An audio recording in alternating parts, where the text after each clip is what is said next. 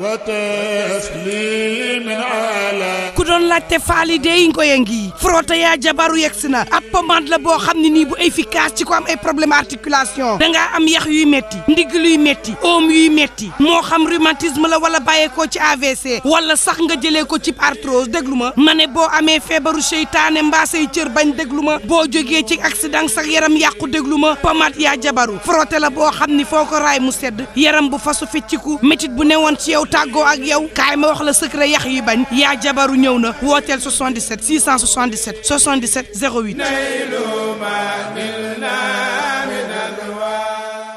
Voilà, donc merci beaucoup, mesdames, messieurs les journalistes présents dans la salle, les amis de CODAS.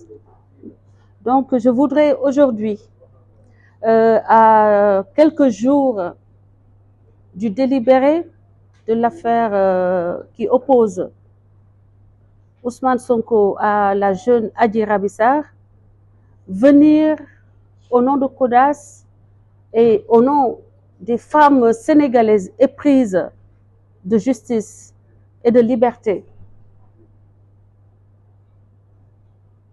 vous apporter notre contribution pour une meilleure lecture des faits qui se sont déroulés depuis février 2021, parce qu'il y a des acteurs nouveaux qui ont fait irruption dans la scène, disons, politique sénégalaise, des personnalités étrangères qui ont été manipulées et qui ont été nourries par la force, ce que j'appellerais la force de frappe du mensonge du camp de Ousmane Sonko, parce que nous avons des échos au niveau des États-Unis. Nous avons vu des journalistes interviewer des éléments de Ousmane Sonko et rapporter des propos complètement déformés de la réalité. Donc il y a un prisme qui a été déformé des faits qui se sont déroulés au Sénégal, et ces faits-là sont transmis à l'opinion internationale de manière complètement biaisée.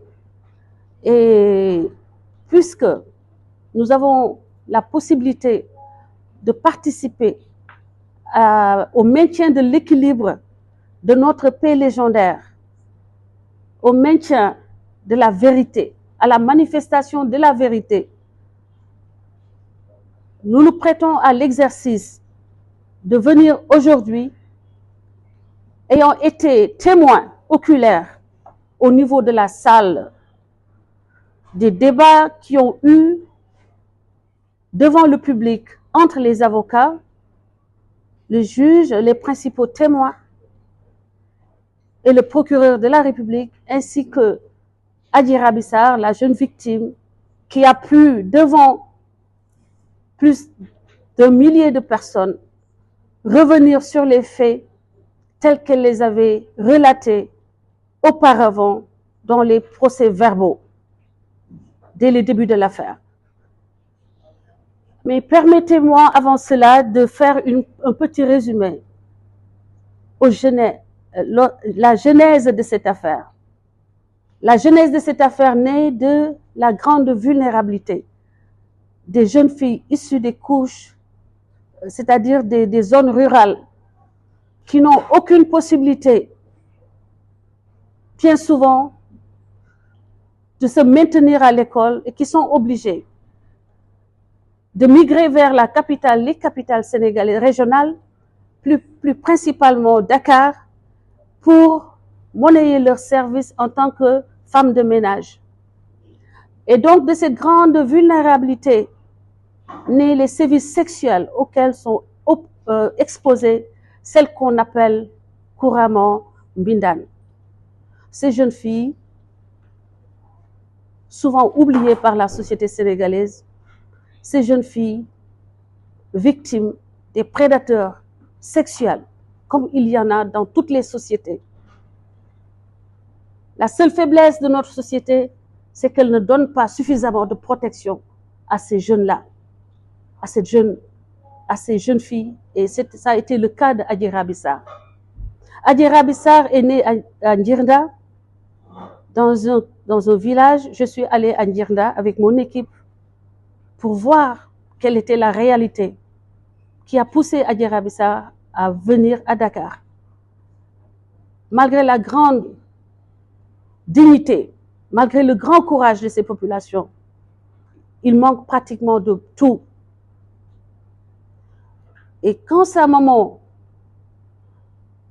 est partie, j'aime pas trop dire est morte, a été rappelée à Dieu.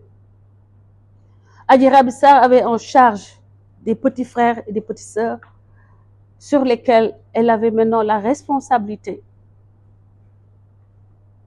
de veiller, de nourrir et d'habiller. Elle est venue à Dakar. Et c'est ainsi que ses pas ont croisé les pas de Ndeye Khady Ndiaye à travers une amie pour qu'elle puisse quand même aider ses parents.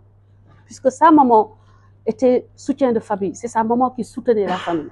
Sa maman est partie, donc c'était à elle qu'incombait, malgré son jeune âge d'adolescente, la prise en charge de sa famille. Et donc, arrivé dans les lieux que tout le monde connaît maintenant, Sud Beauté, son obéissance à Ndeye Khady, sa bravoure, son courage, son abnégation a fait d'elle une des employées préférées de Ndeye Khady. Ces jeunes filles ont été maintenues dans un stade de quasi-esclavage. Ce qu'on appelle l'esclavage moderne de nos jours se définit par l'absence de liberté d'aller et venir, par l'absence de salaire par rapport au travail rendu. Je vous dis qu'il y a des réglementations en vigueur sur le plan international qui font que vous ne pouvez pas faire travailler une personne de l'aube à minuit. Ces jeunes filles travaillaient de l'aube à minuit et leur salaire était 60 000 francs, c'est-à-dire 100 € le mois ou 100 $ le mois. Pendant que celles qui les faisaient travailler comme des ânes avaient au moins 1 000 € par jour. C'est l'équivalent. Je parle pour que la presse internationale puisse saisir le contexte dans lequel le Sénégal a été plongé à cause de la malhonnêteté intellectuelle et à cause de l'ignorance de la grande majorité qui n'est pas capable, qui n'a pas été capable de lire les événements. Nous nous faisons le devoir de leur décrire les faits tels qu'elles ont été perpétrés dans l'enceinte de Sud Beauté. La jeune fille ayant trouvé un refuge dans Sud Beauté parvenait quand même, bon an mal an, à aider ses parents, ses petits frères. Et profitant de sa grande vulnérabilité, elle transparaît dans les propos de Ndeye Khady qui dit « Je l'ai trouvée, elle était sale, elle est venue, elle avait faim, elle disait qu'elle avait faim. On sait qu'elle avait faim, on sait qu'elle était sale, elle n'avait pas les moyens de vivre décemment. C'est pour ça qu'elle est venue à Dakar. » Malheureusement, ces pas ont rencontré les pas de deux prédateurs, Ndeye Khady Ndiaye et Ousmane Sonko. Ils ont pris cette jeune fille-là captive, ils en ont fait une esclave sexuelle. Elle a subi, elle a été résiliente, elle avait peur aussi que ses parents sachent qu'elle s'est exposée à être abusée, à être violée. Pour cette raison-là, elle s'est tue. Elle n'a pas pu, dès le premier jour, aller chercher de l'aide, d'autant plus que son papa est à des milliers de kilomètres. Il n'a pas donc ni de parents capables de l'aider, sinon elle n'aurait jamais atterri dans ce lieu-là. Elle s'est tue, elle n'en a pas parlé à Ndeye Khady, son patron, parce qu'elle risquerait éventuellement de briser le contrat de travail, parce qu'on dirait que celle-là est bavarde. Alors que dans des lieux comme ça, on veut des gens qui savent se taire. Elle s'est tue, mais à un moment, elle ne pouvait plus se taire. Elle a pris son courage à deux mains. Elle est partie porter plainte. On lui a rétorqué que vous ne pouvez pas accuser un homme aussi important sans nous apporter des éléments probants. Malgré son jeune âge, elle est partie se confier à celui qui était plus proche d'elle en ce moment-là, qui lui a également dit, tu t'organises peut-être pour nous m'amener des preuves, parce que cette histoire est trop grosse, je ne peux pas croire à cela. C'est ainsi qu'elle s'est arrangée, comme chaque fois que le monsieur arrivait, elle subissait le même traitement. La dernière fois, elle a fait tout pour que quand ça s'est passé, elle est allée directement à l'hôpital. Mais dans notre culture, ici au Sénégal, celui qui n'a pas de voiture, comment il fait? Se fait transporter.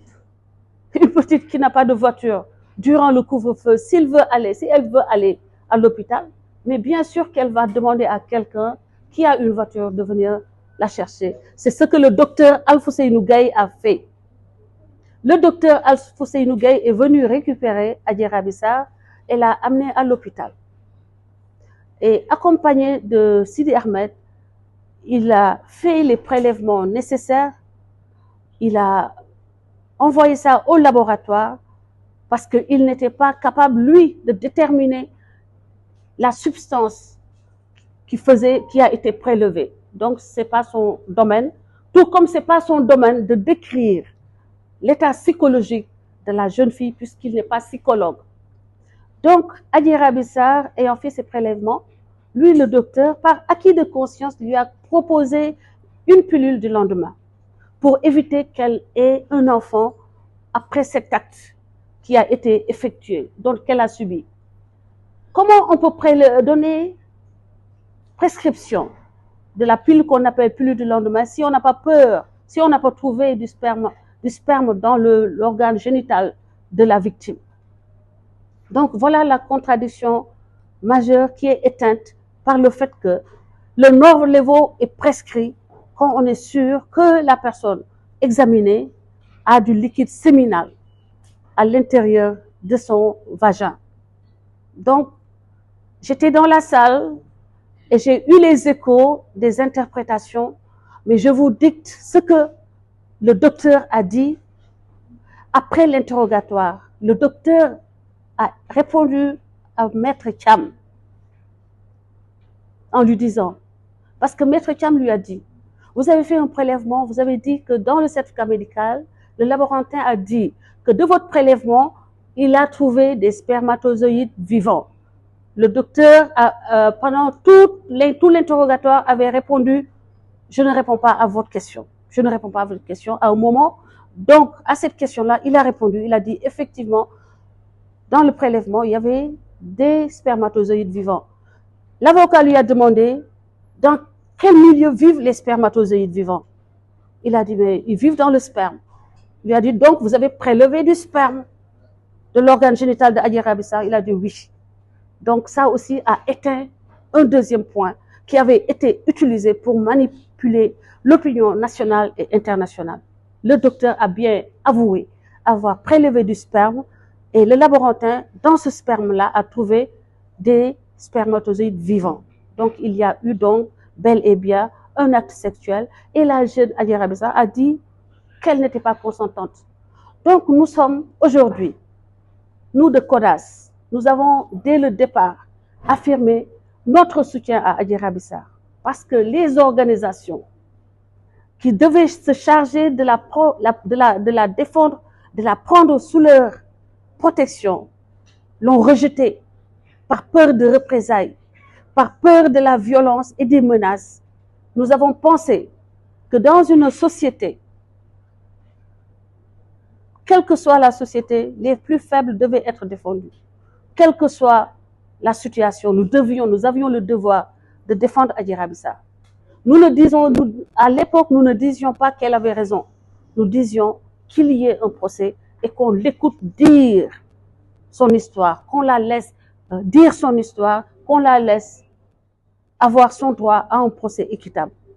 Ces choses faites désormais et nous espérons que notre pays qui a quand même tenu à restaurer l'ordre et la loi, qui a tenu à rester debout face aux différentes différentes formes de manipulation de l'opinion, face à la menace, face au terrorisme, face aux maisons brûlées, face aux jeunes tués, pour faire porter la responsabilité sur l'État, pour diaboliser l'État au niveau international, pour déstabiliser la nation sénégalaise, mais plus particulièrement le chef de l'État, et le pousser à la faute.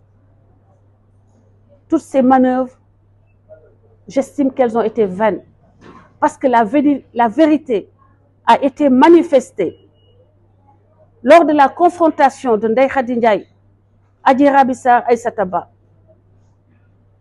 La présence donc de spermatozoïdes vivants confirme l'acte sexuel, et le témoin, principal témoin, est la dame Aïssata Ba, qui a pensé, en disant qu'elle a entendu Adji Sarr dire que le monsieur, effectivement, excusez-moi du terme, a éjaculé, pensait détruire Adji Raby Sarr, mais elle venait d'apporter la preuve que bel et bien Ousmane Sonko, lors de son dernier passage à Sud Beauté, a éjaculé après avoir eu un rapport sexuel avec Adji Raby Sarr. Et il s'agit donc, le principal problème est que Adji Raby Sarr dit que, comme à l'accoutumée, elle n'était pas consentante. Et c'est de ça qu'il s'agit. Il n'y a dans cette affaire aucun complot politique, aucune organisation pour faire empêcher à un compatriote sénégalais d'accéder à son droit de briguer la présidence. C'est son droit. Et nous défendrons tous les Sénégalais si jamais, chaque fois que leurs droits seront piétinés.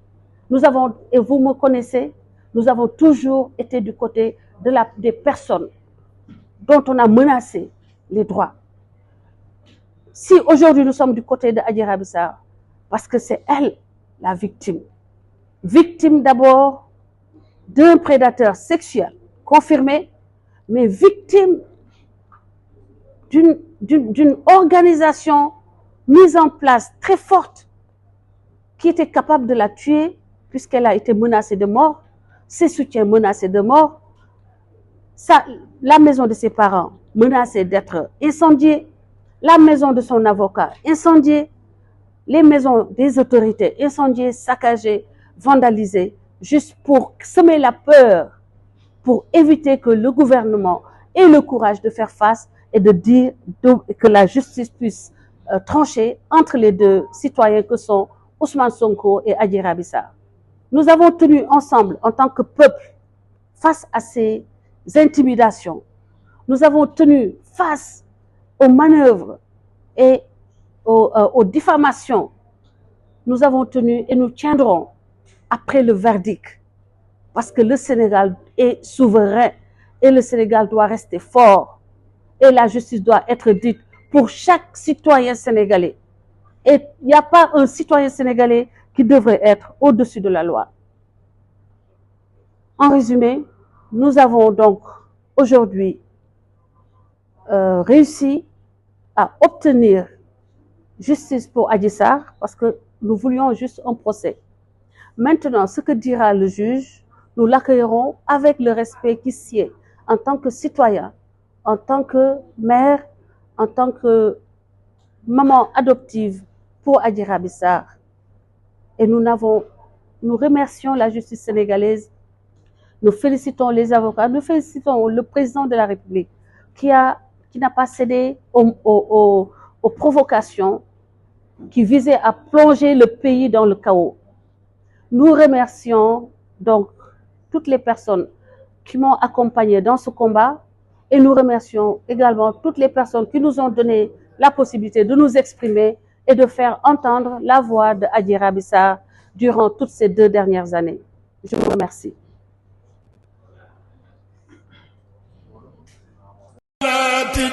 وتسليم على ku doon laajte faali dey ngoye ngi frotté yaa jabaru yegsi na ab pommade la boo xam ne nii bu efficace ci ko am ay problème articulation dangaa am yax yuy metti ndigg luy metti oom yuy metti moo xam rhumatisme la wala bàyyeekoo ci AVC wala sax nga jëlee ko ci arthrose déglu ma ne boo amee feebaru seytaane mbaa say cër bañ déglu ma boo jógee ci accident sax yaram yàqu déglu ma pommade yaa jabaru frotté la boo xam ni foo ko raay mu sedd yaram bu fasu fecciku métit bu newoon ci yow tàggoo ak yow kaay ma wax la secret yax yi bañ yaa jabaru ñëw na wooteel 77 677 77 08